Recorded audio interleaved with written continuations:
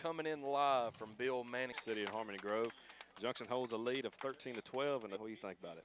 You'll hear a lot from Lamontre Hankton in your year, and you're going to get to see him and understand why. Both going to be playing on the offensive side of the ball, and then Reception's going to do a lot of scoring for Chapel. He's a sophomore, good looking, pretty good and everything. He's just got a little bit more growth. You know, he's a sophomore. Growing up, yeah. I mean, 15-year-old kid. Ain't going to bring him down. He fits the eye test as well, D-Wood. I mean, he's a hard runner. I mean, it's kind of hard to compare him. Anybody plays middle linebacker for Junction as well.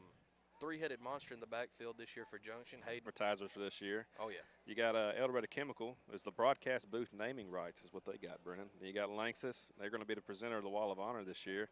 You got Clean Harbors, who is the presenter of Game Night, the show we normally have before the start of the game. And then you have Harrison Financial Management. They're the presenter of the Coaches Show. We're going to get to talk to the coaches a little bit earlier in the week before these games, and we're really looking forward to that, Brennan. You're going to want to hear that. All 6 of these coaches they're very good speakers and just great guys. You're going to enjoy it. Talking about that, we talk about all the new players. Got a bunch of new coaches in here. A couple of real familiar faces right there at the DC and the HC. The return of Devin Ball and Byron Jones. Man, this is a dream come true, to be honest with you, D-Wood. It's got people buzzing, man. Ever since that news got out at the end of last year, February time, and everybody got pretty excited when those names started bouncing around.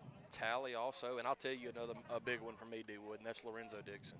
Yeah. Man, he is he's a great coach. He's good. He's real big on technique. And you can see it already in the players. Saw it last week at Hamburg. Seen him. He's been getting some extra work in with some kids also, trying to get a little bit more conditioning in, a little bit more skill work. He's definitely, I think, going to play big dividends. Didn't see any cramps last week on the sideline, and that was one thing that me and Kyle Sellers and Derek Rocket went over there to watch. We were impressed with that. I mean, it was 101, 102 degrees last week in the heat, and we had nobody that cramped up. I really like that. That's a big deal. That's something you kind of had the last few years. That's one of the things back in the prime days of Junction. You never saw that.